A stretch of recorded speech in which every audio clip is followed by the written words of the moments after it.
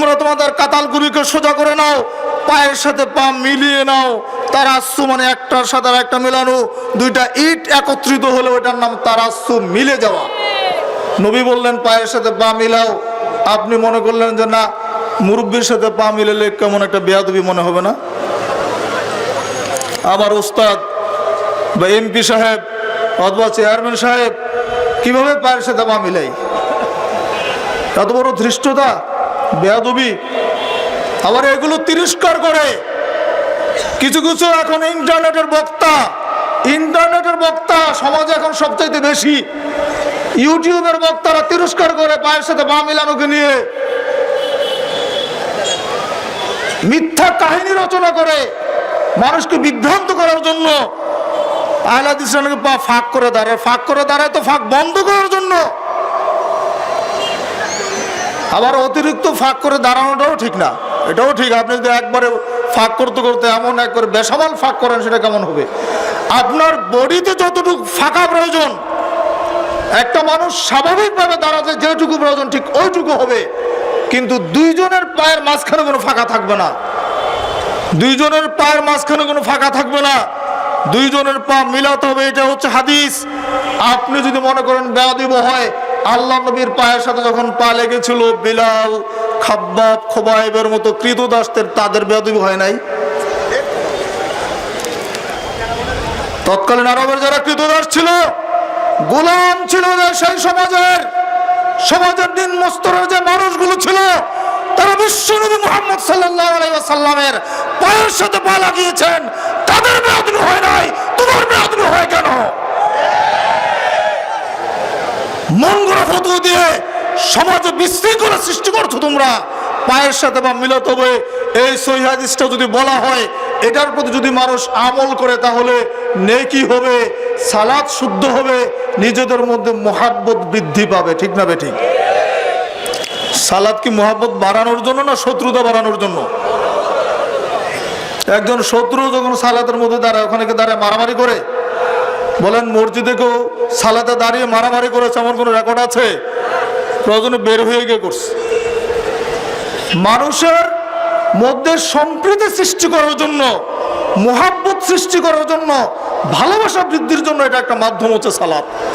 তো সেখানে আমরা আল্লাহ নবীর আমল করছি না, তার পদ্ধতি মানি না, আর বলছে আমরাও নেক আমল করছি। এটা কি নেক আমল হবে? ইমাম মালিক বিন আনাস রাহমাতুল্লাহ আলাইহি বলেছেন, ইন্না কুল্লামা লাম ইয়াকুন আলা আহদি রাসূলিল্লাহি ওয়া আসহাবিহি দীনান লাম ইয়াকুন আল-ইয়াওমা দীনা। ইমাম মালিক বিন আনাস রাহমাতুল্লাহ আলাইহি একজন বিখ্যাত ইমাম। কবেকার? আজকের দিনের, আজ থেকে কয়শো বছর আগে? প্রায় 1200 বছর। 1200 বছর আগের একজন বিখ্যাত ইমাম, তিনি বলছেন, তার মানে ফিতনা তখন থেকে শুরু হয়ে গেছে, নতুন করে এখন ফিতনা সৃষ্টি হয়েছে এমনটা নয়। তিনি বললেন, ইন্না কুল্লা মা লাম ইয়াকুন আলা আহদি রাসূলিল্লাহি সাল্লাল্লাহু আলাইহি ওয়াসাল্লাম, নিশ্চয়ই যেটা আল্লাহর নবীর সাল্লাল্লাহু আলাইহি ওয়াসাল্লামের জামানায়, ওয়া আসহাবিহি এবং তার সাহাবীদের জামানায়, দিন ছিল না, ধর্ম ছিল না, লাম ইয়াকুনিল ইয়াওমা দীনা, এটা আজকের দিনও দিন হিসাবে গণ্য হবে না। ইমাম মালিক বিন আনাস রাহমাতুল্লাহ আলাইহি স্পষ্ট বলে দিলেন, যেটা আল্লাহর নবীর জামানায় ধর্ম ছিল না, যেটা তার সাহাবীদের জামানায় ধর্ম ছিল না, এটা আজকের জামানায় ধর্ম হিসাবে গণ্য হবে না। যে আমলটা তখন ছিল না, এখন যদি আমল করা হয়, ওইটা কশিনকালে আমল হতে পারে না। আসসালামু আলাইকুম ওয়া রাহমাতুল্লাহি ওয়া বারাকাতুহু। ইন্নাল হামদুলিল্লাহি ওয়াহদা والصلاة والسلام على من لا نبي بعده أما بعد فأعوذ بالله من الشيطان الرجيم بسم الله الرحمن الرحيم والعصر إن الإنسان لفي خسر إلا الذين آمنوا وعملوا الصالحات وتواصوا بالحق وتواصوا بالصبر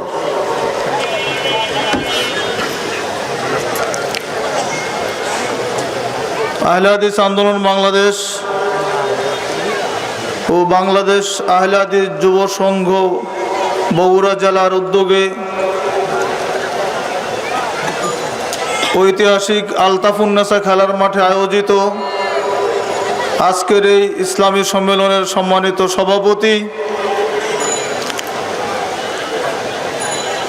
মাননীয় প্রধান অতিথি আহলে হাদিস আন্দোলন বাংলাদেশের মোহতারাম আমিরে জামাআত ধর্ম সমাজ ও সাহিত্য বিষয়ক গবেষণা পত্রিকা মাসিকা তাহরিকের মাননীয় প্রতিষ্ঠাতা ও সম্পাদক মণ্ডলীর সম্মানিত সভাপতি প্রফেসর ডক্টর মোহাম্মদ আসাদুল্লাহ আল গালিব, আমন্ত্রিত অতিথিবৃন্দ, ওলামায়ে কেরাম, আহলে হাদিস আন্দোলন বাংলাদেশ ও বাংলাদেশ আহলে হাদিস যুব সংঘ বগুড়া জেলার নেতৃবৃন্দ, পার্শ্ববর্তী জেলা থেকে আগত আন্দোলন ও যুব সংঘের দায়িত্বশীল বৃন্দ, সমবেত সুধী মণ্ডলী, পর্দার অন্তরালে সমবেত মা ও ভগ্নীগণ, সাংবাদিক বন্ধুগণ, আইন শৃঙ্খলার দায়িত্বে নিয়োজিত সম্মানিত পুলিশ ভাইয়েরা, সেই সাথে অন্যান্য সংস্থার সদস্যবৃন্দ, আলহামদুলিল্লাহ আপনারা জোহরের সালাতের পর থেকে নিয়ে এখানে দিনই আলোচনা শ্রবণ করে আসছেন। অনেক আলোচকের মুখ থেকে কোরআন এবং সহিহ হাদিসের আলোকে আলোচনা শ্রবণ করেছেন। এই পর্যায়ে আমি আপনাদের সামনে ক্ষতি থেকে বাঁচার উপায় কি এ বিষয়ে আমি সংক্ষেপে কথা বলবো ইনশাআল্লাহ। ওমা তাওফিক ইল্লা বিল্লাহ। আমরা সকলে ক্ষতির মধ্যে আছি, এ কথা আল্লাহ সুবহানাহু ওয়া তাআলা নিজেই বলেছেন কোরআন মাজিদে। এই ক্ষতি থেকে বাঁচার জন্য আমরা সকলেই চাই। আমরা যদি আপনাদেরকে প্রশ্ন করি, কেউ কি জাহান্নামে যাবেন? কেউ কি হাত তুলবেন? তুলবেন না। প্রত্যেকে আমরা জান্নাতে যেতে চাই। জান্নাতে যাওয়ার ইচ্ছা নিয়েই, জান্নাতে যাওয়ার কামনা বাসনা নিয়েই আজকে আমরা এই আলোচনা সভায় ইসলামী সম্মেলনে উপস্থিত হয়েছি, কথা ঠিক না? সেজন্য আমরা অত্যন্ত মনোযোগ দিয়ে শুনবো যে কি করলে ক্ষতি থেকে বাঁচা যাবে। আর এই ক্ষতিটা ইহকালীন ক্ষতি নয়, আখেরাতের ক্ষতি, অর্থাৎ জাহান্নাম থেকে বাঁচা যাবে কোন কাজ করলে। চারটি কর্মের কথা আল্লাহ সুবহানাহু ওয়া তাআলা বলেছেন। এই চারটি কাজ আমরা আজকে শুনবো এবং এই চারটি কাজের উপর আমল করার আমরা চেষ্টা করবো ইনশাআল্লাহ। ওমা তাওফিক ইল্লা বিল্লাহ, আলাইহি তাওয়াক্কালতু ওয়া ইলাইহি উনীব। আপনাদের সামনে সূরাতুল আসর তেলাওয়াত করা হয়েছে, ঠিক না? আপনাদের সকলের তো এটি মুখস্থ আছে, এই সূরা মুখস্থ আছে সকলেরই, কিন্তু অনেকে অর্থ জানি না। এই আল্লাহ সুবহানাহু ওয়া তাআলা এই সূরার মধ্যে কি বলেছেন এটা অনেকে জানি, অনেকে জানি না। তো জানলে আলহামদুলিল্লাহ আবার নতুন করে শুনবো, আর যারা জানি না তারা তো একেবারে নতুনভাবে শুনবো। এই সূরাটি একটি ছোট্ট একটি সূরা, 3টা মাত্র আয়াত। কয়টা আয়াত? 3টা। 103 নম্বর সূরা, 3টি আয়াত বিশিষ্ট এই সূরাটির মধ্যে আল্লাহ সুবহানাহু ওয়া তাআলা বলেছেন, বিসমিল্লাহির রহমানির রহিম, ওয়াল আসর ইন্নাল ইনসানা লাফি খুসর। কালের শপথ, নিশ্চয়ই মানুষ অবশ্যই ক্ষতির মধ্যে নিমজ্জিত। নিশ্চয়ই মানুষ অবশ্যই ক্ষতির মধ্যে নিমজ্জিত। তাকিদ 2বার এসেছে এখানে।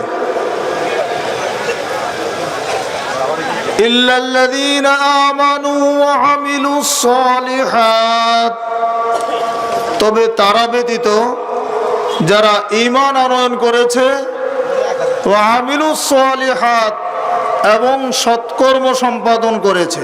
কি করেছে? ঈমান এনেছে আর সৎকর্ম সম্পাদন করেছে, নেক আমল করেছে। ওয়া তাওয়াসাউ বিল হক ওয়া তাওয়াসাউ বিস সবর, আর যারা ওয়াতাওয়াসাউ বিল হক, যারা পরস্পরকে হকের উপদেশ দিয়েছে। ওয়াতাওয়াসাউ বিস সবর, এবং যারা পরস্পরকে ধৈর্যের উপদেশ দিয়েছে। কয়টা হলো? ঈমান আনয়ন করেছে যারা, 2 নম্বর যারা নেক আমল করেছে, 3 নম্বর যারা হকের উপদেশ দিয়েছে, হকের দাওয়াত দিয়েছে, আর 4 নম্বর যারা সবরের দাওয়াত দিয়েছে, উপদেশ দিয়েছে। এই 4টি গুণ যে মানুষের মধ্যে থাকবে, আল্লাহ সুবহানাহু ওয়া তাআলা বললেন যে ওই মানুষটা ক্ষতিগ্রস্ত হবে না, এই মানুষটা ক্ষতি থেকে বেঁচে যাবে। এই 4টি গুণের মধ্যে 2টা হচ্ছে নিজস্ব ব্যক্তিগত, আর 2টি হচ্ছে সমাজগত গুণ, অর্থাৎ সামাজিক ব্যাপার। যেমন ঈমান এবং আমল, এটা কি অন্যের ব্যাপার না নিজের ব্যাপার? আপনার ঈমানে কি আমার কোনো লাভ হবে? বা আমার ঈমানে কি আপনার কোনো ফায়দা হবে? আচ্ছা, আমল ঠিক একই অবস্থা। আপনি যদি আমল করেন, সেই আমলের নেকি কি আমি পাবো? আমি যদি আমল করি, এই আমলের নেকি কি আপনি পাবেন? পাবেন না। তাহলে ঈমান আর আমল এই 2টা হচ্ছে নিজস্ব ব্যাপার, ঠিক না? ঈমান আমল এই 2টা হচ্ছে নিজস্ব ব্যাপার। আর 2টা হচ্ছে দাওয়াত এবং সবর, যেটা বলা হলো ওয়াতাওয়াসাউ বিল হক ওয়াতাওয়াসাউ বিস সবর। দাওয়াত দেওয়া, পরস্পরকে হকের দাওয়াত দেওয়া। আপনি হক জেনেছেন, বুঝেছেন, সেটা মানুষের কাছে পৌঁছে দিতে হবে। এইটাও ক্ষতি থেকে বাঁচার মাধ্যম। এটা কিন্তু একাকী কাজ নয়, এটা হচ্ছে সামাজিক কাজ। আর আরেকটা সবর, এটাও সমাজগত ব্যাপার। তো 2টা হচ্ছে ব্যক্তিগত গুণ, আর 2টা হচ্ছে সমাজগত গুণ। তো আমরা একটু বিশ্লেষণে জানবো যে 4টি গুণ সম্পর্কে একটু বিস্তারিত জানলে আমরা বুঝতে পারবো যে আমরা কিভাবে এই গুণগুলো অর্জন করতে পারবো। আল্লাহ সুবহানাহু ওয়া তাআলা যে বললেন, ইন্নাল ইনসানা লাফি খুসর, নিশ্চয় মানুষ অবশ্যই ক্ষতির মধ্যে নিমজ্জিত। আর এই ক্ষতিটা হচ্ছে আখিরাতের ক্ষতি। অন্য আয়াতে সূরা তালাকের 9 নম্বর আয়াতে আল্লাহ বলছেন, ফাযাকাত ওয়াবাল আমরিহা ওয়া কানা আকিবাতু আমরিহা খুসরা। অতঃপর তারা তাদের কৃতকর্মের জন্য কি করবে? আযাব আস্বাদন করবে, তাদের কৃতকর্মের জন্য শাস্তি ভোগ করবে। ওয়া কানা আকিবাতু আমরিহা খুসরা, বস্তুত ক্ষতি ছিল তাদের কর্মের ফলাফল, কর্মের পরিণতি। তাদের যে কর্ম ছিল দুনিয়াতে, তারা যে দুনিয়াতে কাজ করেছে, যে কর্ম করেছে, এই কর্মের কারণে তাদের আখিরাতটা ক্ষতিগ্রস্ত হয়েছে। তাহলে এই ক্ষতিটা কিন্তু দুনিয়ার জন্য খাস নয়, এই ক্ষতিটা হচ্ছে আখিরাতের ক্ষতি, চূড়ান্ত ক্ষতি। যে ক্ষতির কোনো মাসুল দেওয়ার সুযোগ মানুষের নেই, যেই ক্ষতি থেকে বাঁচার কোনো সুযোগ মানুষের নেই, যদি এই গুণগুলো অর্জন করা সম্ভব না হয়। তাহলে 1 নম্বর গুণ কি করতে হবে? ঈমান আনতে হবে। ঈমানটা কি জিনিস?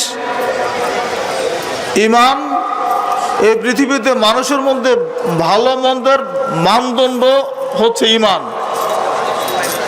যে ব্যক্তি ঈমান আনয়ন করে, আল্লাহর প্রতি বিশ্বাসী যে ব্যক্তি, সে ব্যক্তি ইহকালেও সফল কাম, আখিরাতেও সফল কাম। আর যে ব্যক্তি অবিশ্বাসী, আল্লাহতে যে বিশ্বাস করে না, আল্লাহর প্রতি যার ঈমান নেই, আখিরাতের প্রতি যার ঈমান নেই, ওই ব্যক্তি ইহকালেও ব্যর্থ কাম এবং আখিরাতেও ওই লোকটা ব্যর্থ। যিনি আল্লাহর প্রতি ঈমানদার মানুষের সকল কর্ম সম্পাদিত হয় আখিরাতকে ঘিরে। একজন ঈমানদার মানুষ যে কাজটা করে, সেটা কি জন্য করে? আখিরাতের জন্য করে, আখিরাতের কল্যাণের জন্য করে, আখিরাতের মুক্তির জন্য করে। আর একজন বেঈমান অবিশ্বাসী, সে কি জন্য করে? তার কোনো আখিরাত নেই, সে যা খুশি তাই করে, সবকিছু দুনিয়ার জন্য করে। কারণ তার বিশ্বাস হচ্ছে নগদ যা পাও হাত পেতে নাও, বাকির খাতা শূন্য থাক। নগদ যা পাবো তাই নিব, কোথায় আবার আখিরাত, মৃত্যুর পরে আবার আর এক জীবন, সেখানে গিয়ে আবার জান্নাত জাহান্নাম বিচার, এইগুলোতে সে বিশ্বাস করে না। এই জন্য ঈমানদার ব্যক্তির মর্যাদা সবচাইতে বেশি। আল্লাহ সুবহানাহু ওয়া তাআলা কোরআন মাজিদের বিভিন্ন জায়গায় বলেছেন ঈমান শব্দের অর্থ কি? আল ঈমানু মিনাল আমন, আল ঈমানু মিনাল আমনি জিদ্দুল খাউফি ওয়াশ শাক্কি। ঈমান অর্থ হচ্ছে নিশ্চিত বিশ্বাস, নিশ্চিন্ত বিশ্বাস, যা ভীতি থেকে এবং সন্দেহ থেকে বিপরীত। ভীতি এবং সন্দেহের বিপরীত। যেমন সন্তান পিতামাতার কোলে নিরাপদ, সন্তান পিতামাতার মানে কোলে নিরাপদ, ঠিক অনুরূপভাবে একজন ব্যক্তি যখন ঈমানদার হয় সে আল্লাহর প্রতি ঈমান এনে নিশ্চিন্ত থাকে, নিরাপদ থাকে। ঈমান তিনটা কাজের সমন্বিত রূপ হচ্ছে ঈমান। আল ঈমান ওয়া তাসদীক বিল জিনান ওয়াল ইকরার বিল লিসান ওয়াল আমাল বিল আরকান। অন্তরের স্বীকৃতি, অন্তরের বিশ্বাস, মুখের স্বীকৃতি এবং কর্মে বাস্তবায়ন, তিনটা একত্রিত হলো ঈমান। আবার বলছি, আল ঈমান ওয়া তাসদীক বিল জিনান ওয়াল ইকরার বিল লিসান ওয়াল আমাল বিল আরকান। অন্তরের বিশ্বাস, মুখের স্বীকৃতি এবং কর্মে বাস্তবায়ন, এই তিনটা একত্রিত হলো ঈমান। এই তিনটার সমন্বিত রূপকে বলা হয় ঈমান। ইয়াজিদু বিত-তাআ ওয়া ইয়ানকুসু বিল মাসিয়া। আল ঈমান হুয়াল আসল ওয়াল আমাল হুয়াল ফারাহ। যা আনুগত্যে বৃদ্ধি প্রাপ্ত হয় এবং গুনাহে যেটা হ্রাস প্রাপ্ত হয়। ঈমান হচ্ছে মূল, কর্ম হচ্ছে শাখা। এটা হচ্ছে আহলে হাদিসের ঈমান। আর খারিজিদের ঈমান কি জানেন? তিনটা ভাগ বললাম না? অন্তরে বিশ্বাস করা, মুখে স্বীকার করা এবং কর্মে বাস্তবায়ন করা। খারিজিদের বিশ্বাস হচ্ছে এই তিনটাই হচ্ছে মূল। ঈমানের অন্তরে বিশ্বাস, মুখের স্বীকৃতি, কাজ, তিনটাই মূল। তার কোনো একটা কম হলে ওই ব্যক্তি কাফের। এই জন্য খারিজিদের মতে কবিরা গুনাহগার ব্যক্তি কাফের এবং চিরস্থায়ী জাহান্নামী। তাকে হত্যা করা জায়েজ, তার রক্ত হালাল। এইখান থেকে চরমপন্থীরা মানুষ হত্যা করছে। যারা চরমপন্থী, যারা জঙ্গি, তাদের আকীদা হচ্ছে চরম, যে কেউ যদি মিথ্যা কথা বলে, কবিরা গুনাহ করে, কবিরা গুনাহ করলে ওই ব্যক্তি কাফের হয়ে যাবে, তাকে হত্যা করা বৈধ হয়ে যাবে। এটা হচ্ছে যুগে যুগে যত চরমপন্থী আছে তাদের আকীদা হচ্ছে এটা। আবার তাদের বিপরীতে আরেকটা দল আছে মুরজিয়া, অর্থাৎ শৈথিল্যবাদী। তাদের আকীদা কি জানেন? তারা বিশ্বাস করে যে অন্তরের বিশ্বাস অথবা স্বীকৃতি, এই দুইটা হচ্ছে মূল। এই দুইটার যে কোনো একটা মূল, এই দুইটাই মূল। আমল ঈমানের কোনো অংশ না। আমল করা না করার সাথে কিছু আসে যায় না। তাদের দৃষ্টিতে কবিরা গুনাহ যে ব্যক্তি করবে সেও পূর্ণ মুমিন। যে ব্যক্তি কবিরা গুনাহ করে সে কি মুমিন হতে পারে? পূর্ণ মুমিন হতে পারে? এটা হচ্ছে মুরজিয়াদের আকীদা, যারা শৈথিল্যবাদী তাদের আকীদা। আবার তাদের মতে যেমন আবু বকর রাদিয়াল্লাহু আনহুর ঈমান এবং একজন সাধারণ মুসলমানের ঈমান সমান। কি আপনারা বলেন আবু বকরের ঈমান আর আপনার ঈমান সমান? আবু বকর রাদিয়াল্লাহু আনহুর ঈমান কোথায় আর আমাদের ঈমান কোথায়? আবু বকর রাদিয়াল্লাহু আনহুর ঈমানের সাথে তুলনা করা যাবে? যেখানে ওমর রাদিয়াল্লাহু আনহু আবু বকরকে হারাতে পারে নাই, সারা জিন্দেগি ভর চেষ্টা করে, বলুন সুবহানাল্লাহ, আল্লাহু আকবার। এত চেষ্টা করেছেন, কখনোই হারাতে পারেন নাই। আমরা জানেন না যুদ্ধের ইতিহাস? ওমর রাদিয়াল্লাহু আনহু অর্ধেক সম্পত্তি নিয়ে আসলেন। তিনি মনে করলেন যে আজকে মনে হয় আবু বকরকে হারাতে পারবো। আবু বকর সিদ্দিক রাদিয়াল্লাহু আনহু যখন আসলেন, নবী বললেন তুমি কি নিয়ে এসেছো? বললেন যে এই যা দেখেন সবকিছু নিয়ে চলে আসছি। তো তুমি তোমার বাড়িতে কি রেখে এসেছো? বললেন আল্লাহ এবং তার রাসূল সাল্লাল্লাহু আলাইহি সাল্লামকে রেখে এসেছি। বলুন সুবহানাল্লাহ। সেদিনে ওমর রাদিয়াল্লাহু আনহু বললেন যে আবু বকরকে আজকে যেহেতু হারাতে পারি নাই, আমি আর জিন্দেগিতে কোনোদিন তাকে হারাতে পারবো না। আল্লাহু আকবার। তো সেই আবু বকরের ঈমান আর আপনার আমার ঈমানকে সমান হতে পারে? কোশ্চেন কাল। এটা হচ্ছে মুরজিয়াদের আকীদা। এই দুইটা আকীদাই হচ্ছে ভুল। এই দুই দলের মধ্যবর্তী আকীদা, অর্থাৎ চরমপন্থী এবং শৈথিল্যবাদী, খারিজি এবং মুরজিয়া, এই দুই দলের মধ্যবর্তী আকীদা হচ্ছে আহলে হাদিসের আকীদা। আহলে হাদিসের আকীদা কি? আল ঈমান ওয়াল আসল ওয়াল আমাল ওয়াল ফারাহ। ঈমানটা হচ্ছে মূল আর আমলটা হচ্ছে তার শাখা। ইয়াজিদু বিত-তাআ ওয়া ইয়ানকুসু বিল মাসিয়া। আমল করলে ঈমান বাড়ে, আমল না করলে ঈমান কমে যায়। ঈমান যে বাড়ে কমে, এটা কি বিশ্বাস করতে অসুবিধা আছে? দেখেন না, আমরা নিজেরা যদি চিন্তা করি বুঝতে পারি যে কখনো আমল যদি মজবুত হয় ঈমানটা মজবুত হয়, আমলটা দুর্বল হলে ঈমানটা দুর্বল হয়ে যায়। আমলের কারণে ঈমানের হ্রাস বৃদ্ধি ঘটে, কম বেশি হয়, মিটার বাড়ে এবং কমে। এই বিশ্বাস রাখতে হবে। আহলে হাদিসের আকীদা হচ্ছে বিশ্বাস এবং স্বীকৃতি হচ্ছে মূল, আর কর্ম হচ্ছে তার শাখা। বিশ্বাস স্বীকৃতি, অন্তরের বিশ্বাস মুখের স্বীকৃতি, এই দুটো হচ্ছে মূল, আর আমলটা হচ্ছে তার শাখা। আমলহীন ইমানের কোনো দাম নেই। দাম আছে? বলেন, আপনার যদি আমল না থাকে ওই ইমান দিয়ে কোনো লাভ হবে? আপনি আমল করলেন না কিন্তু আপনি মুমিন দাবি করতে পারবেন? লাভ আছে? যেই গাছে ফল দেয় না ওই গাছের কোনো দাম আছে? ঠিক এরকম আমলহীন ইমানের কোনো দাম নেই। ইমান হচ্ছে মূল। দুইটা ধারা, হয় ইমানদার হবেন নয় বেঈমান হবেন। আল্লাহ সুবহানাহু ওয়া তাআলা কোরআন মাজিদে বলছেন, ওমা নুরসিলুল মুরসালিনা ইল্লা মুবাশশিরিনা ওয়া মুনযিরিন ফামান আমানা ওয়া আসলাহা ফালা খাউফুন আলাইহিম ওয়ালা হুম ইয়াহজানুন। আল্লাহ সুবহানাহু ওয়া তাআলা বলছেন যে আমি আমার রাসূলদেরকে প্রেরণ করেছি ইল্লা মুবাশশিরিন ওয়া মুনযিরিন, জান্নাতের সুসংবাদদাতা হিসাবে আর জাহান্নামের ভয় প্রদর্শনকারী হিসাবে। যত রাসূল আমি দুনিয়াতে পাঠিয়েছি তাদের দুইটা কাজ ছিল, একটা হচ্ছে জান্নাতের সুসংবাদ দেওয়া, আর একটা ছিল জাহান্নাম থেকে ভয় দেখানো। তারপরে তিনি বলছেন ফামান আমানা ওয়া আসলাহা, যে ব্যক্তি ঈমান আনয়ন করলো, ওয়া আসলাহা এবং সংশোধিত হলো, ঈমান আনয়ন করলো এবং ইসলাহ করে নিল, সংশোধিত হয়ে গেল, ফালা জুনাহা ফালা খাউফুন আলাইহি ওয়ালা হুম ইয়াহজানুন, ওই ব্যক্তির কোনো ভয় নাই, তার কোনো চিন্তাও নাই। বলুন সুবহানাল্লাহ। বলবেন না সুবহানাল্লাহ? যদি ভয় না থাকে তাহলে খুশি না বেজার? খুশি তো সবাই, কারণ যদি আখিরাতে ভয় না থাকে, যদি জাহান্নামের কোনো টেনশন না থাকে তাহলে খুশি হবেন না? তো বলবেন তো সুবহানাল্লাহ। আহলে হাদিসদের মজলিসে একটু তাসবিহগুলো আস্তে আস্তে জোরে জোরে বলতে হবে সুবহানাল্লাহ আলহামদুলিল্লাহ, বললে অনেক নেকি হবে। আর ওয়াল্লাযীনা কাযযাবু বিআয়াতিনা, তারপর আল্লাহ বলছেন যারা আমার আয়াতকে মিথ্যা প্রতিপন্ন করেছে, অস্বীকার করেছে, আমার আয়াতগুলোকে মিথ্যা বলেছে, তাদের পরিণতি কি? ইয়ামাসসুহুমুল আযাবু বিমা কানু ইয়াফসুকুন, তাদের এই ফিস্ক ফুজুরের কারণে, তাদের এই অস্বীকারের কারণে, পাপের কারণে তাদেরকে যন্ত্রণাদায়ক শাস্তি স্পর্শ করবে। আযাব তাদের জন্য অপেক্ষা করছে, তাদেরকে আযাব গ্রাস করে নিবে। কি কারণ? তারা আমার আয়াতগুলোকে অস্বীকার করেছে, আমার আয়াতকে তারা সত্য বলে না, বিশ্বাস করে না। এই জন্য তাহলে যারা বিশ্বাস করবে তারা যাবে কোথায়? জান্নাতে। যারা অবিশ্বাস করবে তারা কোথায় যাবে? জাহান্নামে। ঈমানটা আনতে হবে জেনে বুঝে।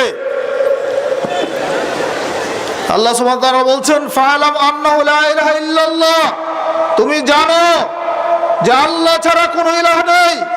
ফা'লাম আন্নাহু লা ইলাহা ইল্লাল্লাহ, তুমি জানো যে আল্লাহ ছাড়া কোনো ইলাহ নেই। আগে তুমি ইলম অর্জন করো, জ্ঞান অর্জন করো। ইমাম বুখারী রাহমাতুল্লাহ আলাইহি বাদলেন, বাব রচনা করলেন বাবুল ইলমি ক্বাবলাল কাওলি ওয়াল আমাল। বাবুল ইলমি ক্বাবলাল কাওলি ওয়াল আমালে, জ্ঞান অর্জন করা, কথা বলা এবং আমল করার আগে, বলা এবং আমলের আগে প্রয়োজন কিসের? জ্ঞান অর্জন করার। জ্ঞান অর্জন করতে হবে, জেনে বুঝে ঈমান আনতে হবে। ঈমান যদি জেনে বুঝে আসা যায় তাহলে ক্ষতি থেকে বাঁচা যাবে না? যাবে না? ক্ষতি থেকে বাঁচার এক নম্বর উপায় কি বলেন? ক্ষতি থেকে বাঁচার এক নম্বর উপায় কি? ঈমান আনয়ন করা। আপনারা যারা উপস্থিত আছেন সকলে কি ঈমানদার? ঈমান এনেছেন তো নাকি? আল্লাহ সম্পর্কে জ্ঞান আছে তো নাকি? ঈমানের 6টা ভিত্তি আছে। কি? আমানতু বিল্লাহি ওয়া মালাইকাতিহি ওয়া কুতুবিহি ওয়া রুসুলিহি ওয়াল ইয়াউমিল আখির ওয়াল কদরি খায়রিহি ওয়া শাররিহি। আর একটু আছে না? কি বলেন তো দেখি? নাই? ওয়াল বাসি বাদাল মাউত কোথায় গেল?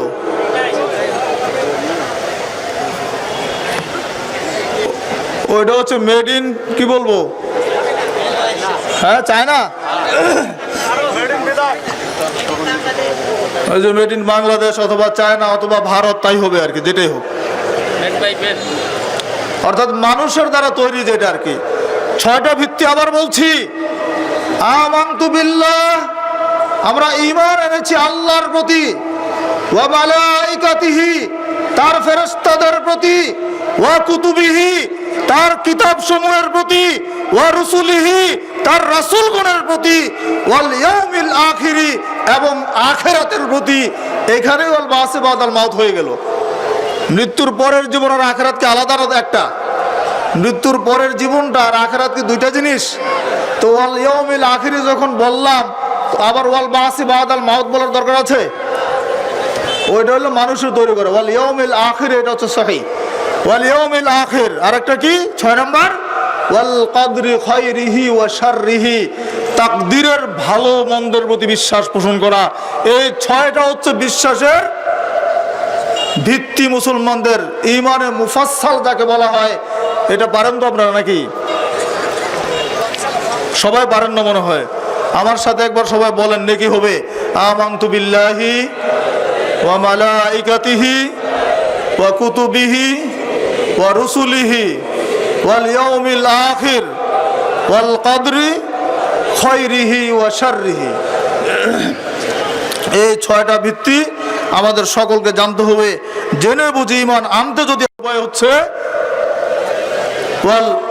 ওয়া আমিলুস সালিহাত, সৎকর্ম সম্পাদন করা, নেক আমল করা। এইখানেই কিন্তু ভেজাল। সৎকর্ম সম্পাদন করলে ক্ষতি থেকে বাঁচা যাবে। এখন প্রশ্ন হচ্ছে সৎকর্ম কোনটা? যারা সৎকর্ম সম্পাদন করবে তাদের জন্য জান্নাত। আল্লাহ সুবহানাহু ওয়া তাআলা স্পষ্ট বলে দিয়েছেন, আম্মাল্লাযীনা আমানু ওয়া আমিলুস সালিহাত ফালাহুম জান্নাতুল মাওয়া নুজুলাম বিমা কানু ইয়ামালুন। যারা ঈমান আনয়ন করেছে এবং সৎকর্ম সম্পাদন করেছে তাদের ঠিকানা হচ্ছে জান্নাত।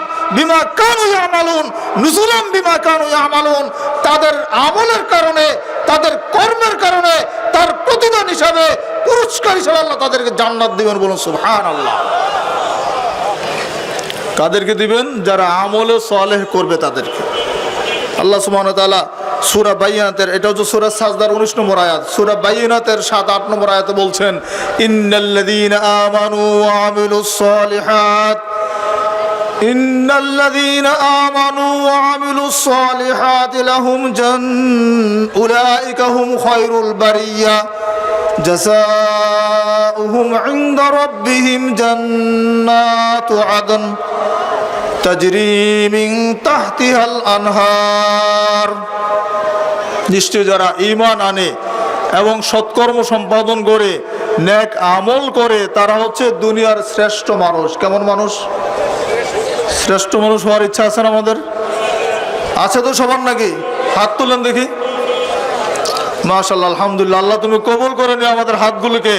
আমরা প্রত্যেকে খায়রুল বারিয়া হতে চাই, জগতের শ্রেষ্ঠ মানুষ হতে চাই। আমরা ঈমান এনে নেক আমল করে পৃথিবীর শ্রেষ্ঠ মানুষ হওয়ার ইচ্ছা পোষণ করেছি। আল্লাহ তুমি কবুল করে নাও, আমিন। তাদের প্রতিদান কি? আল্লাহ বলছেন, জাযাউহুম ইনদা রাব্বিহিম জান্নাতু আদনিন তাজরি মিন তাহতিহাল আনহার। তাদের প্রতিপালকের নিকটে তাদের জন্য পুরস্কার রয়েছে, এমন জান্নাত যার নিম্নদেশ দিয়ে নহর প্রবাহিত, ঝর্ণা প্রবাহিত হবে। তারা সেখানে কয়দিন থাকবে? 1 বছর, 100 বছর, 1 লাখ বছর, 1 কোটি বছর। খালিদিনা ফিহা আবাদা, চিরকাল তারা সেখানে থাকবে। চিরকাল মানে যার কোনো শেষ নেই, কালের কোনো শেষ নেই, সময়ের কোনো শেষ নেই। কারণ আখিরাতের জীবন কয়দিন জানেন? রাসূল করিম সাল্লাল্লাহু আলাইহি ওয়াসাল্লাম উদাহরণ দিয়ে বুঝিয়ে দিলেন একদিন সাহাবীদের সামনে। আখিরাতের সাথে দুনিয়ার তুলনা করতে গিয়ে বললেন, সমুদ্রের পানির মধ্যে আঙ্গুল ঢুকিয়ে কেউ যদি আঙ্গুল উঠায়, ফালিয়ানজুর বিমা ইয়ারজি, সে তাকিয়ে দেখুক তার আঙ্গুলের সাথে কি এসেছে। বলেন, সমুদ্রের পানিতে যদি আঙ্গুল ঢুকে উঠানো হয় তাহলে সেখানে কি আসবে? কয় ফোঁটা পানি থাকবে? 1 ফোঁটা পানি বা 2 ফোঁটা পানি, আর বেশি তো হবে না, তাই না? এইটুকু হায়াত হচ্ছে দুনিয়ার জীবন, এইটুকু হায়াত হচ্ছে দুনিয়ার জীবন। আর সমুদ্রের পানিটা হচ্ছে আখিরাতের জীবন। বলুন সুবহানাল্লাহ। বলুন তো, সমুদ্রের পানি, আল্লাহ নবী সাল্লাল্লাহু আলাইহি ওয়াসাল্লাম সমুদ্রের পানির সাথে উদাহরণ না দিয়ে যদি একটা গামলার পানিতে দিতেন তবুও তো অনেক বেশি হতো, তাই না? এক ফোঁটা পানি যদি দুনিয়ার জীবন হয়, দুনিয়ার শুরু থেকে নিয়ে ধ্বংস পর্যন্ত, কিয়ামত পর্যন্ত যদি এক ফোঁটা পানি হয়, আর যদি এক গামলা পানি থাকে, তাহলে ওইটা আখিরাতের জীবন হলে কি কম হতো? অনেক বেশি হতো। কিন্তু তবুও তিনি সমুদ্রের পানির কথা কেন বললেন? অফুরন্ত বোঝানোর জন্য।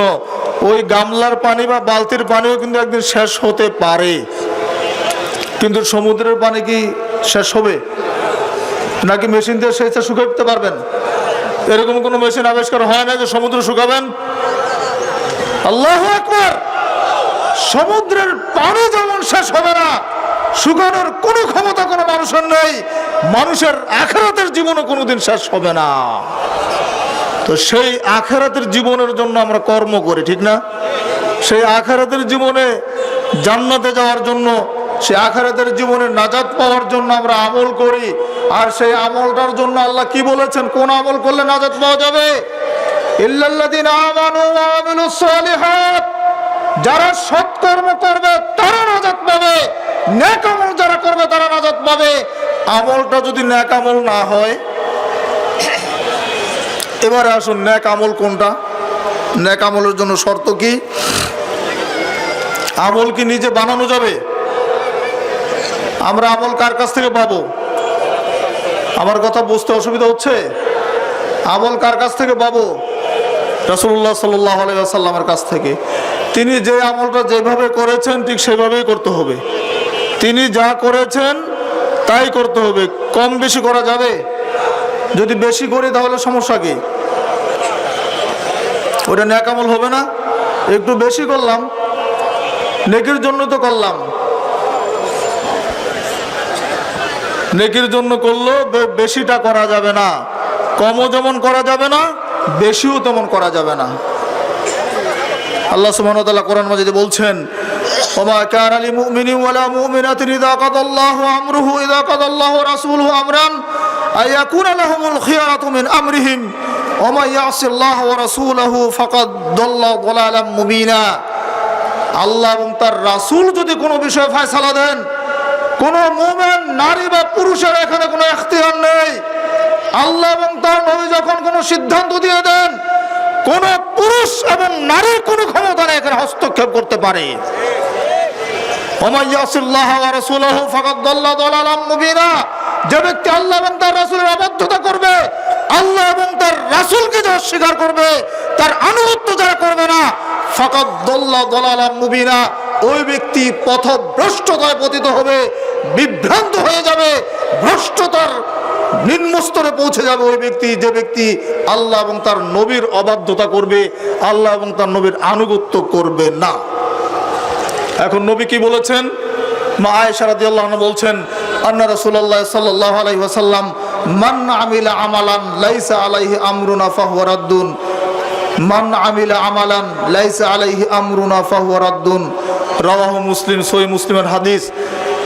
কেউ যদি এমন কোনো আমল করে যে আমলের মধ্যে আমার নির্দেশ নেই, ফাহুয়া রাদ্দুন, এটা প্রত্যাখ্যাত, এটা বাতিল।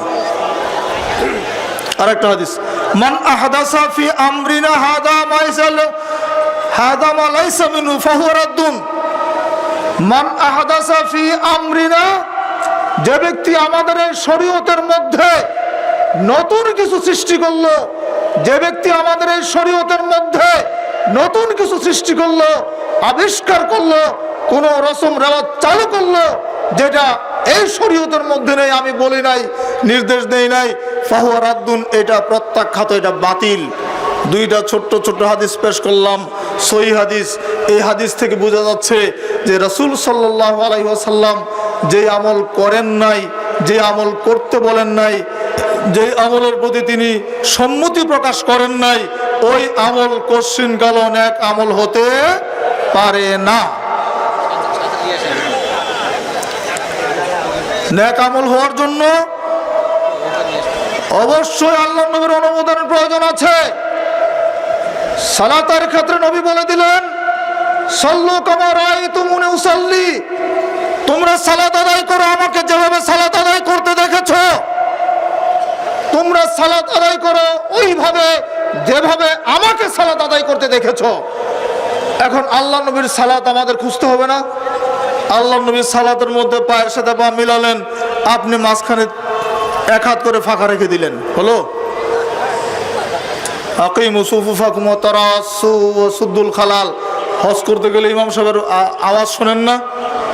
প্রত্যেক সালাতের আগে ইমাম সাহেব চিৎকার করে বলে, আকিমু সুফুফাকুম ওয়া তারাসসু, তোমরা তোমাদের কাতারগুলোকে সোজা করে নাও। তারাসসু, পায়ের সাথে পা মিলিয়ে দাঁড়াও। মক্কার ইমামকে দেখেন, মসজিদে নববীর ইমামের কথা শোনেন। এখন আপনারা টিভিতে ঘরে বসেই দেখতে পারেন, লাইভ প্রচার হয় সালাত, সেখানে তারা চিৎকার করে বলছে, তাকবীরে তাহরিমার আগে চিৎকার করে বলছে মুসল্লিদের উদ্দেশ্যে, আকিমু সুফুফাকুম ওয়া তারাসসু সুদ্দুল খালাল, তোমরা তোমাদের কাতালগুলিকে সোজা করে নাও, পায়ের সাথে পা মিলিয়ে নাও।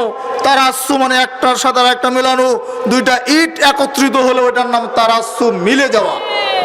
নবী বললেন পায়ের সাথে পা মিলাও, আপনি মনে করলেন যে না, মুরব্বির সাথে পা মিলালে কেমন একটা বেয়াদবি মনে হবে না? আবার ওস্তাদ বা এমপি সাহেব অথবা চেয়ারম্যান সাহেব কিভাবে পায়ের সাথে পা মিলাই? এত বড় ধৃষ্টতা, বেয়াদবি। আবার এগুলো তিরস্কার করে কিছু কিছু এখন ইন্টারনেটের বক্তা সমাজে এখন সবচাইতে বেশি।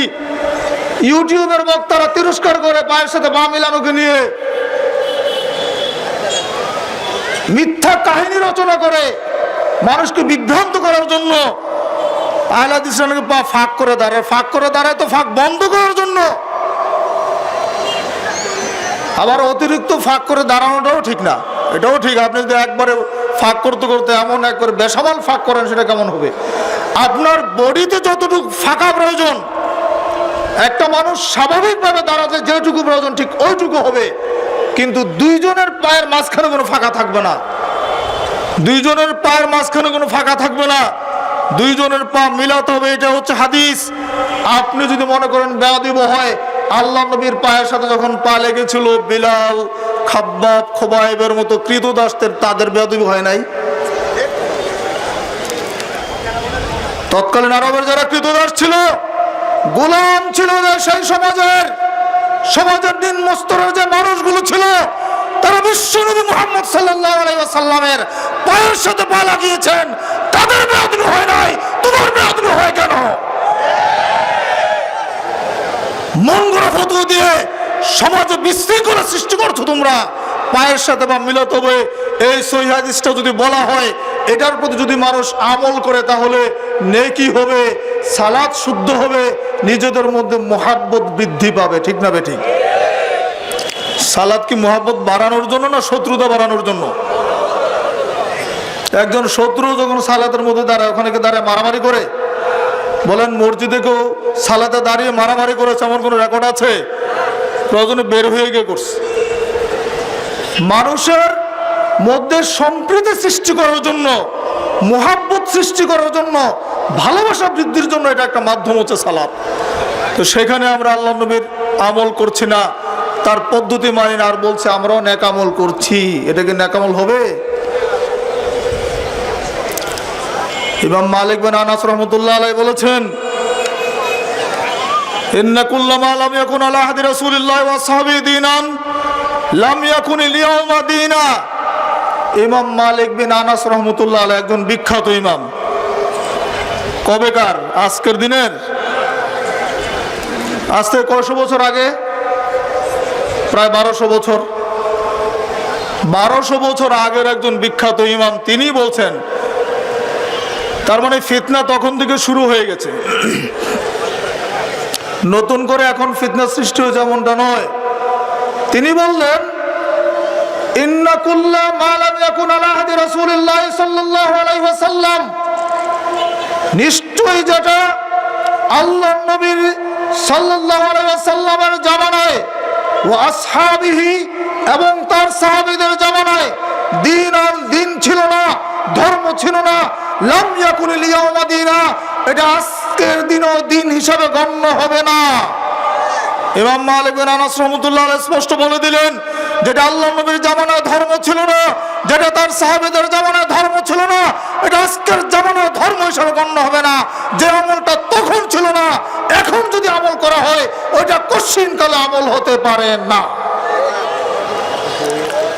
এই কথাটা কি ঠিক বললেন না ঠিক বললেন? ঠিক বলেছেন। এখন যদি আমরা বলি যে আমল তো করি, নেকির জন্য সমস্যা কোথায়? ওই যে সমস্যা কোথায়, সমস্যা কোথায়, এটাই হচ্ছে মূল সমস্যা। সমস্যাটা কোথায়, এটাই হচ্ছে আসল সমস্যা। ওই যে সমস্যা, সহিহ মুসলিমের হাদিস, তুমি যদি মুসলমান হও হাদিস তো মানবা, তাই না? সহিহ মুসলিম আল্লাহ নবী বললেন, যদি কেউ এমন কোন আমল করে যেটা আমার শরীয়তে আমি নির্দেশ দেই না, এটা বাতিল। তো এখন যদি আমরা তার নামে জন্মদিন পালন করি, এটা চলবে? মাশাআল্লাহ, কয়দিন পরে তো আর একটা ঈদ চালু হয়ে যাবে আমাদের দেশে, তৃতীয় ঈদ। নাম কি? ঈদে মিলাদুন নবী, নবীর জন্মদিন, জন্ম এবং মৃত্যুদিন দিবস নিয়ে তো সমস্যা আছে। আল্লাহ নবী জন্মগ্রহণ করেছেন কোন তারিখে তার কোনো দলিল নেই। সোমবার হাদিসে পাওয়া যায়। মৃত্যুবরণ করেছেন 12 রবিউল আউয়াল, এটা ঠিক আছে, এটাও সোমবার ঠিক আছে। কিন্তু সোমবার তিনি জন্মগ্রহণ করেছেন, ওই সোমবার ছিল 9 তারিখ হয় গণনায়, কিন্তু আমরা মৃত্যু দিবসে জন্ম দিবসও পালন করি। তারপরে ধরে নিলাম ভুল হলেও আমরা করব, যদি আর প্রমাণ থাকতো, দলিল থাকতো। যদি রাসূল করিম সাল্লাল্লাহু আলাইহি ওয়াসাল্লাম তার জীবনে একদিনও জন্মদিন পালন করতেন, তাহলে আমরা করতাম। কি আপনাদের কাছে দলিল আছে আল্লাহ নবী সাল্লাল্লাহু আলাইহি ওয়াসাল্লাম জীবনে একদিন জন্মদিন পালন করেছিলেন? একদিনও করেন নাই, একদিনও করেন নাই। এত বেরসিক ছিলেন তিনি, নাউযুবিল্লাহ মিন যালিক। আচ্ছা, নবীর জামানা নয়, বাদ দিলাম। এবার তারপরে যে খলিফা ছিলেন চারজন খলিফার মধ্যে 2 জন ছিলেন তার শ্বশুর, তাই না? কে? আবু বকর রাদিয়াল্লাহু আনহু এবং ওমর রাদিয়াল্লাহু আনহু। আর 2 জন ছিলেন জামাই, কে? ওসমান রাদিয়াল্লাহু আনহু এবং আলী রাদিয়াল্লাহু আনহু। তাহলে তারা তো আত্মীয়, এবং কেমন আত্মীয়? কাছের না দূরের? নাকি দূর সম্পর্কের বেয়াই জামাই এরকম, নাকি পাড়া প্রতিবেশীর জামাই? নিজের আপন জামাই এবং আপন শ্বশুর এবং রাষ্ট্রীয় ক্ষমতার মালিক, রাষ্ট্রপ্রধান, খলিফা, রাষ্ট্রযন্ত্র তাদের হাতে। এত কাছের ক্ষমতাধর ব্যক্তি হওয়া সত্ত্বেও কেউ বলতে পারবেন যে 4 খলিফার কোন খলিফা তাদের জীবনে একদিনের জন্য মিলাদুন নবী করেছেন? একদিনের জন্য মিলাদুন নবী করেছেন? কোন দলিল আছে? যদি থাকে মেহরবানি করে ভুল বুঝবেন না, দলিল দেখান, আমরাও করব, সমস্যা নাই তো। যদি দলিল থাকে আমরাও করব। যে মুখ দিয়ে করতে নিষেধ করছি, আল্লাহর কসম করে বলছি, ওই মুখ দিয়ে মিলাদ করতে বলে যাবো এই মাঠে। যদি দলিল থাকে, শর্ত হচ্ছে দলিল। মুসলমানরা দলিলের অনুসরণ করে, কিসসা কাহিনী অনুসরণ করে মুসলমান করতে রাজি নয়। যেহেতু তারা কোনোদিন করেন নাই, আল্লাহ নবী জীবনে করেন নাই, সাহাবীরা কেউ করেন নাই, তাবিঈরা করেন নাই, তাবা তাবিঈরা করেন নাই।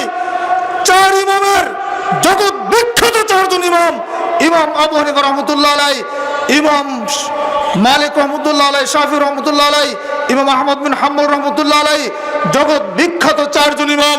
4 জন ইমামের জীবনীতে তারাও কোনোদিন মিলাদুন নবী করেন নাই। তাহলে আমরা যদি এটা ধর্ম মনে করি, তাহলে এটা কি ঠিক হবে? এটাই হচ্ছে বাড়াবাড়ি। এটাকে আমলে চলে হবে। আমরা বলেছিলাম ক্ষতি থেকে বাঁচার 2 নম্বর উপায় হচ্ছে আমলে চলে, সৎকর্ম করতে হবে। সৎকর্ম হচ্ছে ওইটাই যেটা আল্লাহ এবং তার নবীর কাছ থেকে আসে, যেটা নবীর মাধ্যমে এসেছে, নবী করেছেন, করতে বলেছেন, তার মতো তার পদ্ধতিতে করা হয়, এটার নাম হচ্ছে সৎ আমল। এর বাইরে কোনো সৎ আমল আছে না নাই? বলেন, এর বাইরে কোনো সৎ আমল আছে না নাই? আছে মনে হয়। আসতে বলছেন কেন? একটু জোরে বলবেন। তাহলে আমলে সলে হওয়ার জন্য 3টা শর্ত মনে রাখবেন।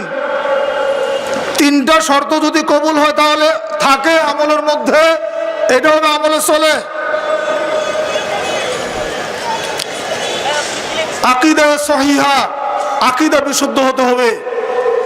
তরিকায়ে সহিহা, আমলের তরিকাটা বিশুদ্ধ হতে হবে। এবং 3 নম্বর হচ্ছে ইখলাসে আমল, আমলটা করতে হবে খালেস ভাবে আল্লাহর সন্তুষ্টির জন্য, মানুষকে দেখানোর জন্য। মানুষ আমাকে বলবে ভালো আমলদার ব্যক্তি, বাহবা পাওয়ার জন্য যদি করা হয় তাহলে এটা আমলে চলে হবে না। আকীদা বিশুদ্ধ হতে হবে, আমলটা আল্লাহ নবীর তরিকা মতো হতে হবে, তার নির্দেশ মতো হতে হবে। যদি হয় তাহলে এটা হবে আমলে চলে। আর এর বাইরে যদি আমল হয় তাহলে এটা কি হবে? বিদআত হবে, ক্ষতিগ্রস্ত আমল হবে।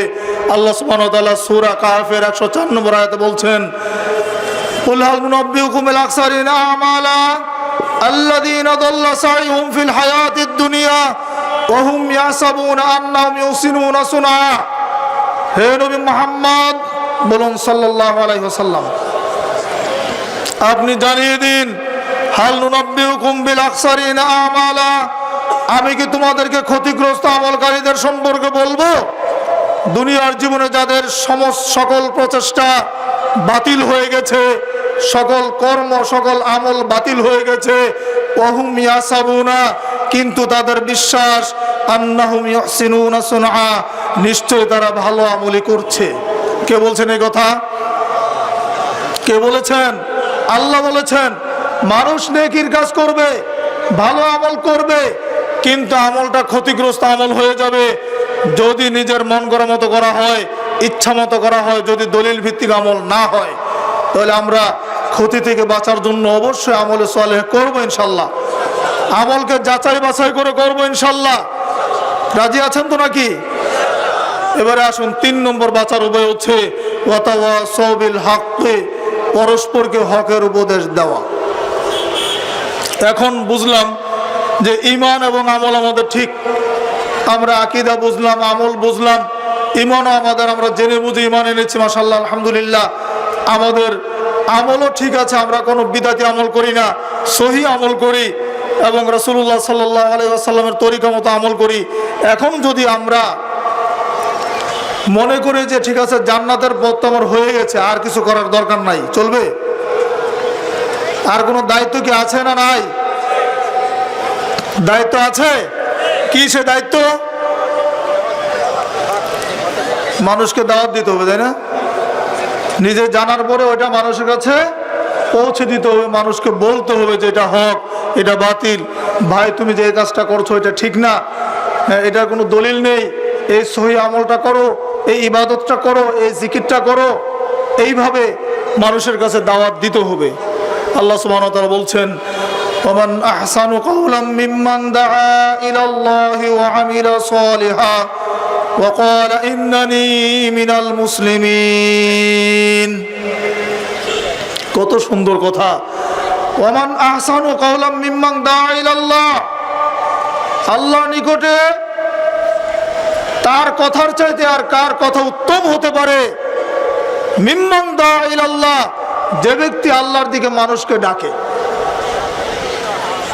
অর্থাৎ যে ব্যক্তি দাওয়াত দেয়, মানুষকে দিন ধর্মের দাওয়াত দেয়, তার কথার চাইতে আল্লাহর কাছে কার কথা উত্তম হতে পারে? অর্থাৎ আল্লাহর কাছে তার কথাই কি উত্তম।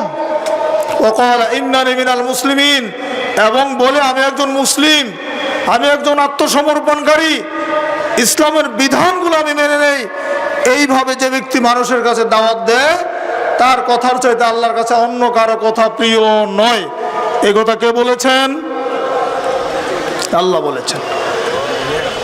এখানে আল্লাহ বললেন ওয়াতাওয়াসাউ বিল হাক্কি, হকের উপদেশ দিতে হবে। এবার দাওয়াত কি দিব? রাসূলুল্লাহ সাল্লাল্লাহু আলাইহি ওয়াসাল্লাম বলেছেন, ওমান দাআ বিদাওয়াল জাহিলিয়া ফাহুয়া মিন জুসা জাহান্নাম ওয়া ইন সামা ওয়া সাল্লা ওয়া যামা আন্নাহু মুসলিম। কেউ যদি মানুষকে দাওয়াত দেয় দাওয়াল জাহিলিয়া, জাহিলিয়াতের দিকে, ওমান দাআ বিদাওয়াল জাহিলিয়া, যে ব্যক্তি মানুষকে জাহিলিয়াতের দিকে দাওয়াত দিবে, ফাকাদ জুসা জাহান্নাম, ওই ব্যক্তি যেন জাহান্নামীদের তালিকাভুক্ত হয়ে গেল, নিজের নামটা জাহান্নামীদের তালিকায় লিখে নিল। ওয়াইন সামা ওয়া সাল্লা ওয়া জামা আন্নাহু মুসলিম, যদিও সে সালাত আদায় করে, সিয়াম পালন করে এবং নিজেকে একজন পাক্কা মুসলমান দাবি করে, তবুও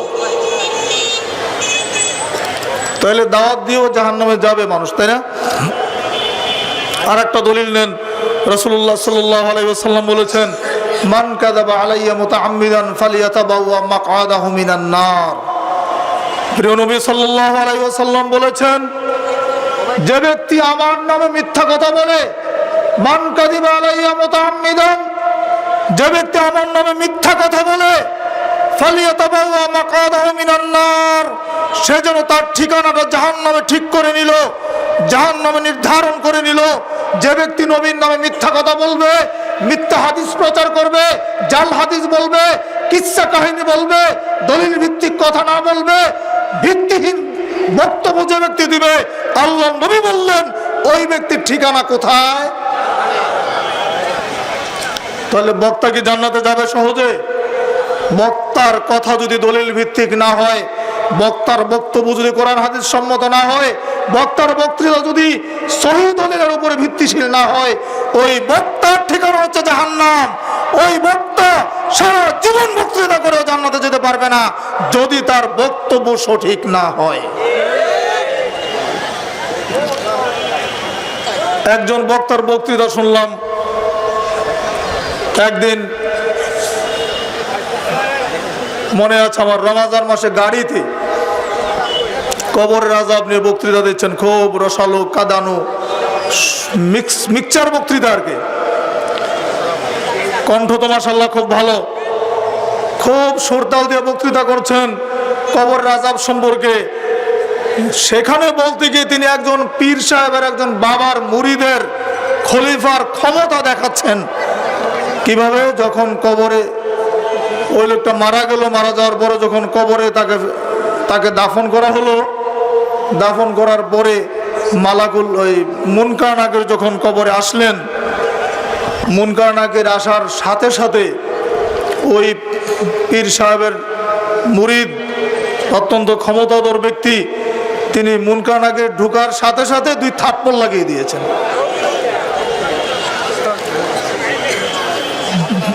কি নাউজুবিল্লাহ বলবেন তো নাকি? তো জোরে সুরে বলেন নাউজুবিল্লাহ। মুনকার নাকির কবরে ঢোকার সাথে সাথে ওই হুজুরের মুরিদ থাপ্পড় দিয়েছে। এখন মুনকার নাকির আল্লাহর কাছে বলছি, আল্লাহ কিছুই তো বুঝতে পারলাম না, কবরে ঢুকলাম আর থাপ্পড় খেলাম, আমরা তো প্রশ্নও করি নাই, আল্লাহ কারণটা কি আমরা তো কিছু বুঝতেই পারলাম না। তখন আল্লাহ নাকি বলছেন, হুজুরের বক্তব্য আমি নকল করছি, আমার নিজের কানে শোনা, কারো কাছ থেকে শুনে বলছি এমন না, আমার 2 কান দিয়ে শুনেছি। ঢাকা থেকে কুমিল্লা যাচ্ছিলাম বাসে রমজান মাসে, হুজুরের ভিডিও লাগালেন, ভাবলাম গান বাজনা তো না, হুজুরের যদি ওয়াজ একটু শুনি, আর বন্ধ করতে বললাম না। তো ওই সুন্দর সুন্দর বিখ্যাত হুজুর, দাম 70,000 টাকা। ওই হুজুরের দাম কত জানেন? একটা মাহফিলের জন্য 70,000 টাকা। কম দিলে একবার যাবে তো দ্বিতীয়বার আর যাবে না, এখন হেলিকপ্টার দিয়ে যাওয়া লাগে। তো এখন থাপ্পড় খেয়ে আল্লাহকে বলছে, আল্লাহ কি বিপদে বললাম, আমরা তো জিজ্ঞেসও করি না কিছু, কেবল তো ঢুকেছি, তারপরে না কথাবার্তা হবে, কথা বলার আগে থাপ্পড়, ব্যাপারটা কি আল্লাহ? কিছু তো বুঝলাম না, একটু বলেন তো দেখি। এবার আল্লাহ জিজ্ঞেস করছেন, আচ্ছা তোমরা যে কবরে ঢুকেছিলা, তো ঢুকে কি আমার ওই বান্দাকে সালাম দিয়েছিলা? তখন ওরা বলছে, আল্লাহ সালাম তো দেই নাই। তা আল্লাহ খেপে বলছে, বেয়াদব, থাপ্পড় দিয়েছো, ঠিকই করেছে, তোদেরকে থাপ্পড় দিয়েছে। আমার এত বড় বুজুর্গ বান্দা, তোরা তার কবরে ঢুকি বেয়াদবি করবে, সালাম দিবি না? এত বড় স্পর্ধা তোদের, শিগগির সালাম দিয়ে আবার সালাম দিয়ে ঢুক। বলেন এটা কবর আযাবের ওয়াজ, 70,000 টাকা দামের বক্তার ওয়াজ। এরা কণ্ঠ বিক্রি করে খায়, এরা তার গলা বিক্রি করে সমাজে চলে। কোরআন হাদিসের কোনো জ্ঞান এদের ভিতরে নাই। আমি অত্যন্ত দৃঢ়তার সাথে বলতে পারি, যারা আপনারা উপস্থিত হয়েছেন, প্রত্যেককে যদি বলা হয় কবর আযাব নিয়ে কথা বলেন, অন্তত 10 মিনিট বক্তব্য দিতে পারবেন। কবর আযাব নিয়ে বক্তব্য দেওয়ার কথা বললে 10 মিনিট হাদিসের কথা বলতে পারবে না, এমন কোন মুসলমান মনে কেউ নাই। তাহলে হুজুর তো ওয়াজ করে দিলেন। তাহলে এখন বলেন ওয়াতাওয়াসাউ বিল হাক্কি কি সবাই? যারা হকের উপদেশ দিবে তারা ক্ষতি থেকে বাঁচবে, যারা বিদআতের ওয়াজ করবে, যারা বাতিল ওয়াজ করবে, যারা কোরআন হাদিসের বিরুদ্ধে মানুষকে উদ্বুদ্ধ করবে, তারা কি এই ক্ষতি থেকে বাঁচতে পারবে? জাহান্নাম থেকে বাঁচতে পারবে? প্রশ্নই আসে না। আর এই হকের উপদেশটা দিতে গেলে একাকি হয় না, এখানে গিয়ে একটা জামাত লাগে, এখানে একটা সংগঠন লাগে। একাকি দাওয়াত দেওয়া যায় কিন্তু সমাজ সংস্কার করা যায় না।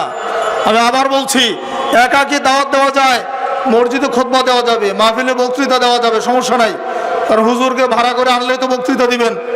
কিন্তু একটা সমাজকে গড়ে তোলার জন্য, একটা সমাজকে সংশোধন করার জন্য সংগঠনের প্রয়োজন হয়। দেখেন না সরকার মদ বন্ধ করার জন্য কত পরিকল্পনা করছে, জঙ্গি প্রতিরোধ করার জন্য কত পরিকল্পনা করতে হচ্ছে, দুর্নীতি ঠেকানোর জন্য কত পরিকল্পনা করতে হচ্ছে। তো এই কাজগুলি কি শুধু সরকারের না আমাদেরও আছে? মদ বন্ধ কি শুধু সরকারই করবেন, আপনারাও করবেন? তার জঙ্গিবাদ প্রতিরোধ করার জন্য কি শুধু সরকারি কাজ করবেন? আমাদেরও কাজ আছে। দুর্নীতি বন্ধ করার জন্য কি সরকারই করবেন, আমরাও করব? এই দায়িত্ব আমাদেরকে আল্লাহ দিয়েছেন। কে দিয়েছেন? এই আয়াতের মাধ্যমে, ওয়াতাওয়াসাউ বিল হাক্কি এর মাধ্যমে। এই জন্য সমাজবদ্ধ গুণ হচ্ছে এটা, সংঘবদ্ধভাবে দাওয়াত দিতে হবে। সমাজের যাবতীয় কুসংস্কারের বিরুদ্ধে, যাবতীয় অন্যায়ের বিরুদ্ধে একাকী কোনো ব্যক্তির পক্ষে কাজ করা সম্ভব নয়। সংঘবদ্ধ হয়ে, সংগঠনভুক্ত হয়ে কাজ করতে হবে। সমাজবদ্ধ কাজগুলো সামাজিকভাবে করতে হয়। আহলে হাদিস আন্দোলন বাংলাদেশ আহলে হাদিস যুব সংঘ এই দাওয়াতি কাফেলা সমাজ সংস্কারে কাজ করে যাচ্ছে। ঐক্যবদ্ধভাবে সমাজকে কুসংস্কার মুক্ত করার জন্য, সমাজকে থেকে জাহিলিয়াত দূর করার জন্য সংগঠনভুক্ত হয়ে কাজ করে যাচ্ছে। সংগঠন করার দলিল কোরআন হাদিস খুললেই পাবেন। বিস্তারিত আলোচনার সময় নেই, ছোট্ট একটা হাদিস বলি। আবু সাঈদ খুদরি রাদিয়াল্লাহু আনহু থেকে বর্ণিত, তিনি বলছেন, ইযা ফারাজা সালাসাতুন ফি সাফারিন ফালিউআম্মিরু আহাদাহুম, যখন তোমাদের তিনজন ব্যক্তি কোনো সফরে যায়, সেজন্য তারা যেন একজনকে আমির বানিয়ে নেয়। তিনজনও কিন্তু একটা জামাত। এখন আপনি বলছেন সংগঠন করার দরকার নেই, সংগঠন একটা ফিতনা। কাজের সংগঠন বাদ দিয়ে ওই যে হুযায়ফা রাদিয়াল্লাহু আনহুর হাদিস, জঙ্গলে গিয়ে গাছের শিকড় ধরে থাকবো। কারণ এত ফিতনা, এত দল, আহলে হাদিসদের মধ্যে এতগুলি সংগঠন, হানাফিদের তো সংগঠনের হিসাবে নাই। তো এত সংগঠনের দরকার নাই, জামাতের দরকার নাই। আমরা এখন ওই হুযায়ফার হাদিসের শেষ নির্দেশ, যেটা আল্লাহ নবী বললেন, জঙ্গলে গিয়ে গাছের শিকড় ধরে আমি হক পথে থাকবো, এটাই হচ্ছে আমাদের এখন করা উচিত। এই প্রশ্ন গতকালকে খুলনাতে আমাকে একজন করেছেন। তাই বললাম, এই কথা হুযায়ফা রাদিয়াল্লাহু আনহু কখন বললেন? ফাইল্লাম ইয়াকুন লাহুম জামাআতু ওয়ালা ইমামুন। আল্লাহ নবী যখন বললেন, যখন কল্যাণের প্রশ্ন হচ্ছে লম্বা হাদিস, যখন অকল্যাণ বলতে গিয়ে তিনি শেষ বললেন, এমন অকল্যাণ আসবে যারা জাহান্নামের কিনারা থেকে মানুষকে জাহান্নামের দিকে ডাকবে। এক শ্রেণীর দায়ী আমাদের মতোই হবে, ওয়াহুম মিন জিলদাতিনা ওয়া ইয়াতাকাল্লামুনা বিআলসিনাতিনা, আমাদের মতো পোশাক আশাক হবে, আমাদের মতো দেহ হবে, আমাদের জবানে তারা কথা বলবে, আমরা যেভাবে দাওয়াতি কাজ করছি তারাও করবে, কিন্তু তারা দুআতুনিল আবওয়াবি জাহান্নাম, তারা মানুষকে জাহান্নামের কিনারা থেকে ডেকে মানুষকে জাহান্নামের দিকে নিয়ে যাবে। তখন হুযায়ফা বললেন, ফামা তা'মুরুনি ইদ আদরাকানি যালিক, ফামা তা'মুরুনি ইন আদরাকানি যালিক।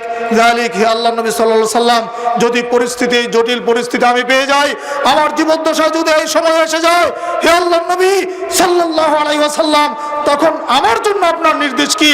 আমি তখন কি করব? আমি বাঁচবো কিভাবে? বাঁচার উপায় আমার কি হবে? তখন নবী বললেন, তালজামু জামাআতাল মুসলিমিন ওয়া ইমামাহুম।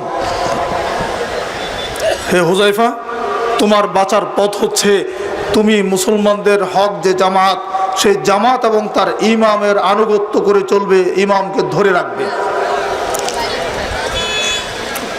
তখন হুযায়ফা হুযায়ফা দ্বিতীয় আরেকটা প্রশ্ন করলেন, ফাইল্লাম ইয়াকুন লাহুম জামাআতুন ওয়ালা ইমামুন, যদি হকপন্থী কোনো জামাত, হকপন্থী কোনো ইমাম, হকপন্থী কোনো আমির না থাকে, তখন আমি কি করব? তখন নবী বললেন, ফাতাজিল তিলকাল ফিরাকা কুল্লাহা ওয়ালাউ আন তাউযা বিআসলি শাজারাতিন হাত্তা ইউদরিকাল মাউত ওয়া আনতা আলা যালিক। হুযায়ফা, যদি পরিস্থিতি এত জটিল হয় যে একজন হকপন্থী ইমাম নাই, হক আমির খুঁজে না পাও, হক জামাত যদি খুঁজে না পাও, তাহলে তুমি যত বাতিল দল আছে, বাতিল যত ফিরকা আছে, সবগুলোকে তুমি পরিত্যাগ করবে, সবগুলোকে তুমি ছেড়ে দিবে। তখন তুমি একা হলেও, জঙ্গলে গিয়ে হলেও, তুমি গাছের শিকড়কে ধরে হলেও তুমি হকের উপরে নিজে টিকে থাকবে। হাত্তা ইউদরিকাল মাউত ওয়া আনতা আলা যালিক। হুযায়ফা, এইভাবে তোমার মৃত্যু এসে যাবে, তুমি হকের উপরে টিকে থাকবে, তবুও তুমি হক ছাড়বে না, একাকী হলেও হক ছাড়তে পারবে না। কেন বলেছিলেন? যদি হক জামাত না থাকে, আমি বললাম কি আপনার দৃষ্টিতে বাংলাদেশে কোনো হক সংগঠন নাই? আপনার বিবেচনা, আপনার ব্রেনটা যদি এত ভোতা হয়, আপনার ব্রেনে যদি কিছু না ধরে, আপনি যদি হক খোঁজে না পান, আপনার জন্য জঙ্গলে গিয়ে হক ধারণ করা উচিত। কিন্তু আমরা হক সংগঠনও জানি, হক জামাতও জানি, হক আমিরও পেয়েছি আলহামদুলিল্লাহ। আমরা এই নির্দেশ মতো হক জামাতে থাকবো। আহলে হাদিস আন্দোলন বাংলাদেশ, বাংলাদেশ আহলে হাদিস যুব সংঘ, এদেশের হকপন্থী দুটি সংগঠন বাতিলের সঙ্গে কশিনকালেও তারা আপোষ করে চলে না, করবেও না কোনোদিন ইনশাআল্লাহ। জীবন চলে যাবে, বাতিলের সাথে কোনো আপোষ নেই। জীবন চলে যাবে, জাল হাদিসের সাথে কোনো আপোষ নেই। জীবন চলে যাবে, বিদআতের সাথে কোনো আপোষ চলবে না। এরপরেও যদি আপনি হক খুঁজে না পান, আর আমাদের কিছু বলার নেই। সম্মানিত সুধী মণ্ডলী, সংগঠন করতে হবে না একটা ফিতনা, সাবধান থাকবেন। এই ফিতনা হচ্ছে আপনার হকের শক্তিকে নস্যাৎ করার ফিতনা, আপনার শক্তিকে দুর্বল করে দেওয়ার ফিতনা। সাবধান করে দিচ্ছি, ফিতনার মধ্যে ঢুকবেন না। আহলে হাদিস আন্দোলনের পতাকা তলে সমবেত হয়ে, আহলে হাদিস যুব সংঘের পতাকা তলে সমবেত হয়ে আসুন আমরা সমাজ সংস্কারের কাজ করি। এটা তো আমাদের দুনিয়াবি কোনো লাভের জন্য করছি না, আখিরাতের মুক্তির জন্য করছি। যে কথা আল্লাহ বললেন ওয়াতাওয়াসাউ বিল হক, সেটা আমরা করছি। আর সর্বশেষ আরেকটা পয়েন্ট আমি 2-3 মিনিটে বলে শেষ করে দিচ্ছি। ওয়াতাওয়াসাউ বিস সবর, ক্ষতি থেকে বাঁচার 4 নম্বর উপায়, ক্ষতি থেকে বাঁচার 4 নম্বর উপায় হচ্ছে ওয়াতাওয়াসাউ বিস সবর, পরস্পরকে ধৈর্যের উপদেশ দিতে হবে। যখনই আপনি হকের দাওয়াত দিবেন, তখনই বাতিল আপনার বিরুদ্ধে দাঁড়িয়ে যাবে, আপনাকে নানাভাবে অত্যাচার করবে, নির্যাতন করবে, আপনাকে কিভাবে আপনার আন্দোলনকে ধ্বংস করা যায় সেই ষড়যন্ত্র করবে, আপনাকে গালি দিবে, আপনাকে মার দিবে, আপনাকে সমাজচ্যুত করবে, মসজিদ থেকে বের করে দিবে, ঈদগাহ থেকে বের করে দিবে। তখন কি করতে হবে? সবর করতে হবে। ইয়াসির পরিবারকে যখন নির্যাতন করা হচ্ছিল, উত্তপ্ত বালির মধ্যে ফেলে প্রচন্ড রুদ্রের মধ্যে আবু জাহেলের বাহিনী যখন পিটিয়ে তাদেরকে রক্তাক্ত করে দিচ্ছে, যখন আম্মারের পিতামাতাকে দুনিয়া থেকে বিদায় করে দিল, সেই কঠিন দৃশ্য আল্লাহ নবী দেখে, দয়াময় নবী, দয়ার নবী নবী মুহাম্মদ রাসূলুল্লাহ সাল্লাল্লাহু আলাইহি ওয়াসাল্লাম তাদেরকে যে সান্ত্বনার বাণী শুনিয়েছিলেন, সেখানে তিনি এই কথাই বলেছিলেন, সবরান ইয়া আলা ইয়াসির ফাইন্না মাউইদাকুমুল জান্নাহ, ধৈর্য ধারণ করো হে ইয়াসির পরিবার, নিশ্চয়ই তোমাদের ঠিকানা হচ্ছে জান্নাত। সবরের 3টা প্রকার। 1 নম্বর হচ্ছে সবরু ফিল মুসিবা, ধৈর্য 3 রকমের হয়। একটা হচ্ছে মুসিবতে ধৈর্য ধারণ করা, যেমন একজন মানুষ যদি বিপদে পড়ে, একজন মানুষের যদি কোনো আত্মীয় স্বজন মারা যায়, তখন তার কষ্ট হয়, তখন তার এই মুসিবতের সময় আমরা তার পাশে দাঁড়াই, তাকে ধৈর্যের কথা বলি, ভাই ধৈর্য ধারণ করো, হ্যাঁ এটা আল্লাহর পক্ষ থেকে, আল্লাহর সিদ্ধান্ত, কান্নাকাটি করো না, এইভাবে মানুষকে নসিহত করি, এইভাবে সবরের উপদেশ দেই। এইটা হচ্ছে 1 নম্বর সবর, এটা খুব কঠিন না। 2 নম্বর সবর হচ্ছে আসসবরু আনিল মাসিয়া, গুনাহ থেকে সবর, গুনাহ থেকে বেঁচে থাকা, এটা একটা সবর, একটা গুনাহের কাজ। আমি অফিসে চাকরি করি, ঘুষের টাকা আমার সামনে দিয়ে যাচ্ছে, হাত বাড়ালে এই টাকা হাতে চলে আসবে, আমি জানিছি এটা হারাম। আর আল্লাহ নবী বলেছেন লা ইয়াদখুলুল জান্নাতা জাসাদুন মুযদিয়া বিল হারাম, ওই দেহ জান্নাতে প্রবেশ করবে না যেই দেহ হারাম খেয়ে, হারাম দ্বারা পরিপুষ্টতা লাভ করেছে, হারাম খেয়ে যেই দেহ গঠিত হয়েছে ওই দেহ জান্নাতে যাবে না। এই হাদিস আমি জানি, অতএব আমি সবর করলাম, আমি হারাম টাকা নিব না, ঘুষের টাকা নিব না, আল্লাহকে ভয় করে নিজেকে বাঁচিয়ে রাখলাম। এইটাও সবর, এইটা সবরের একটা গুরুত্বপূর্ণ প্রকার। 2 নম্বর সবর, এটা হচ্ছে আসবরু আনিল মাসিয়া, গুনাহ থেকে নিজেকে বাঁচিয়ে রাখা।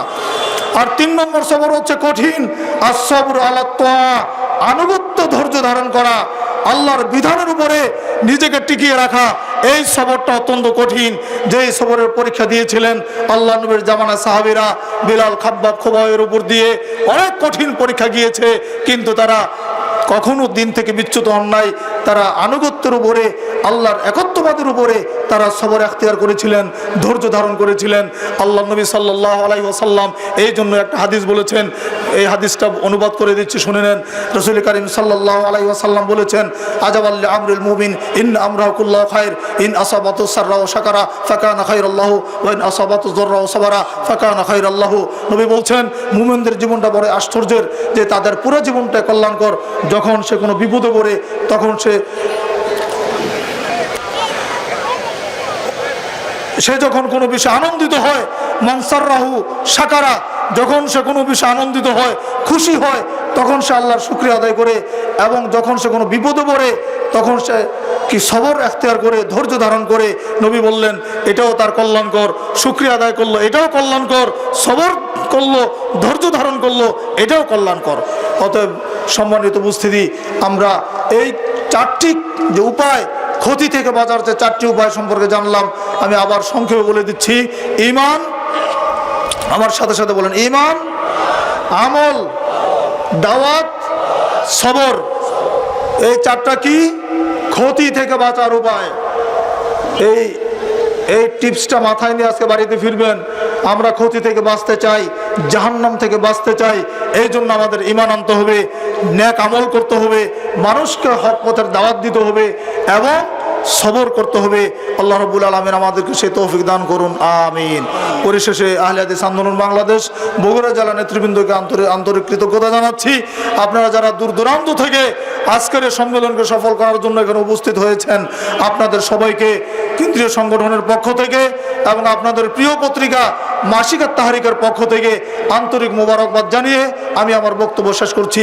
আকুলু কাউলি হাদা ওয়াস্তাগফিরুল্লাহ লি ওয়া লাকুম ওয়া লিসাইরিল মুসলিমিন। আসসালামু আলাইকুম ওয়া রাহমাতুল্লাহি ওয়া বারাকাতুহু।